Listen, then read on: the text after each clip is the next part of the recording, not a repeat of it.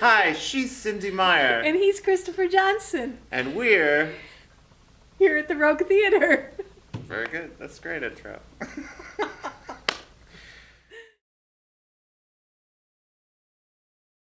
Yeah, so we're working on a couple of projects this weekend with the help of Chris Babbie, and he is helping us record audio for some projects that we have in the pipeline. We had really hoped this summer to present you with a new adaptation of The Awakening by Kate Chopin. That was our plan. We would be in rehearsal right now to open in just a few weeks.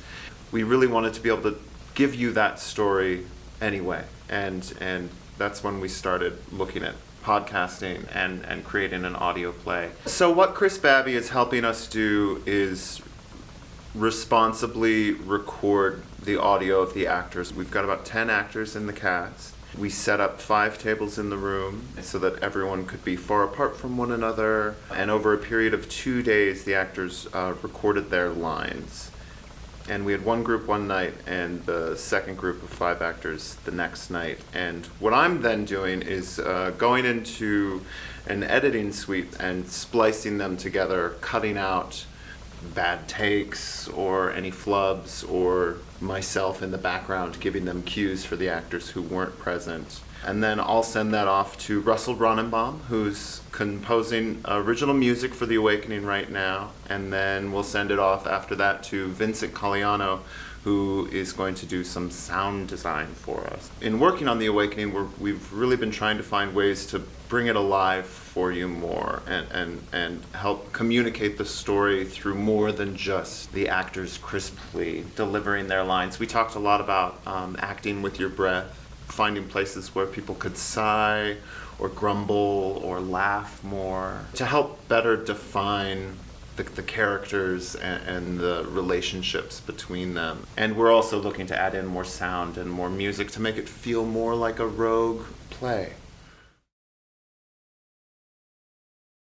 It's the hardest thing about the process has been thinking you have it all figured out, knowing what it's going to look like and what these actors are going to move like. You can let pauses and air exist between two people. I can say something dramatically, but when you're listening to it, the audience can't see my face. They can't see you waiting to see what I'm going to say. They don't have the fun tension of wondering if I forgot my line or if I'm just not that good of an actor. And so you have to, in editing, you're sort of directing the play all over again once it's been performed, because you have to figure out how to split the difference between a dramatic pause and losing people's interest. So it's a whole other ballgame. You know, somebody famous, maybe you know who it is, said that great books aren't written, they're edited. Or maybe it's great poems, something. Great stuff. Great stuff. And that editing is really an art form in terms of what you keep, what you take out, how you make things fit together. And so Christopher is getting a great crash course in editing this summer, because he's been editing all of our projects, which has been really wonderful. This is an amazing little mixer. It will speak to the computer and speak to the iPad, and they will speak to each other. It's basically just a really, really well-lit mouse for a computer with a whole bunch of sound cards in it. Truthfully, that is what it is. Everything that I do here, I can do here. The magic part about this is I have a number of different mixes that I can set up, and just, simply any way I'd like to do it.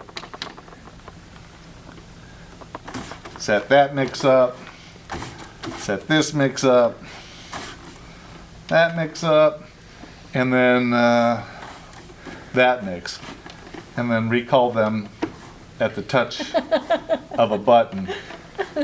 So Chris Babbie, how did you get interested in sound? Well, when I was a young boy, my brother was 10 years older than I was, and in the Summer of Love, I was exposed to all kinds of music. You can tell them. My father's music and my brother's music, and it was the end of big band era and the beginning of rock, and psychedelic and heavy metal had just come around, and I was just inundated on all sides. And from that point forward, music was very important to me. I played in a band, and then one day my coach of the marching band said, "We want you to put electrics in." So I designed a way to put some electric music into marching band with the drum corps. Oh, cool. And he saw that I was technical, and he said, "We want you to learn to mix for when somebody can't make it."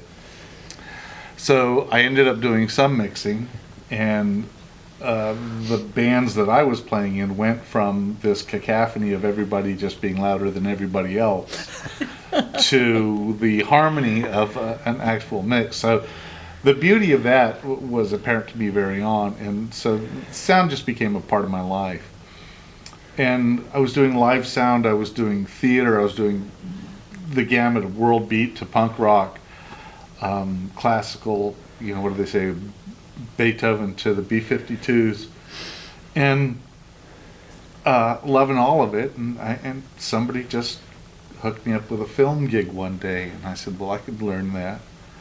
So I learned film at the knees of a production sound mixer that was an Oscar winner and had started sound. His start in sound was as an extra on the original Pennies from Heaven, watching them set up the acetate cutter and filling the box with sand so that the vibrations of footsteps wouldn't shake things up. So he was an old board treader, you could say. And from film, I ended up doing some time in television, and having that under my belt, when I was looking for new gigs, somebody said, you should go work in the theater. And I just became hooked with theatrical sound and sound design for the theater. It's just been a whirlwind ride and gone on since then. That's great. Doing this podcast recording for us, what all's involved in that? Well, basically all I'm really doing is taking the individual voices and putting them down onto a track for the editor. So we get the microphones, I've set it up so that only one mic is open at a time when one person is speaking, and when two people speak, it automatically opens up both those without opening up any of the others. This keeps the idea of theater, the two actors communicating with one another, as opposed to pre-recorded film bits. They can interact, they can do what they need to do, and we don't have them sitting quietly in a booth one at a time reading their script and reacting to what they think should be happening, but to the other actors in the room. Yeah, we dove right into the deep end with moving a lot of our art online, and we're still learning, but we're having a lot of fun, and it's really a privilege to still be making art right now, to still be telling you stories and connecting with you any way that we can. So we're feeling pretty lucky at the Rogue. Don't you think so, Joe? Yeah, whatever he said, he's right. There's the outtake. Got it.